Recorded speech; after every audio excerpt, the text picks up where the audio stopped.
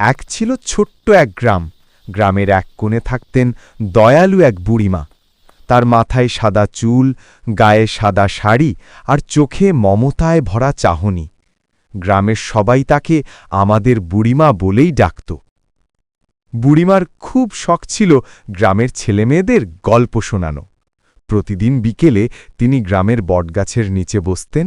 হাতে থাকত একটা পুরনো লাঠি আর পাশে থাকত এক ঝুড়ি ভর্তি আম, কলা আর মিষ্টি। একদিন গ্রামের রুমি, টিপু আর পলাশ বুড়িমাকে বলল, বুড়িমা, আজ একটা জাদুর গল্প শোনান না। বুড়িমা মুচকি হেসে বললেন, আচ্ছা, তাহলে শোনো আজকের গল্প, জাদুর পুকুরের রহস্য। অনেক দিন আগে সেই গ্রামে এক পুকুর ছিল, যেখানে রাতে চাঁদের আলো পড়লে পানিতে সোনার মাছ দেখা যেত।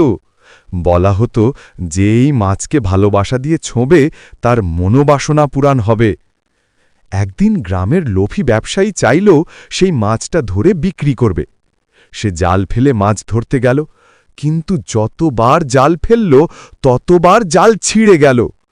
তখন এক ছোট্ট ছেলে নাম রবি বুড়িমার কথা মনে করল। ভালো কাজ করলে জাদু তোমার পাশে থাকবে।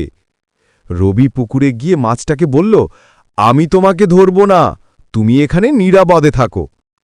মাছটি হেসে উঠল, গল্পের মতোই, তুমি দয়ালু, তাই তোমার মনের ইচ্ছে পূরণ হবে।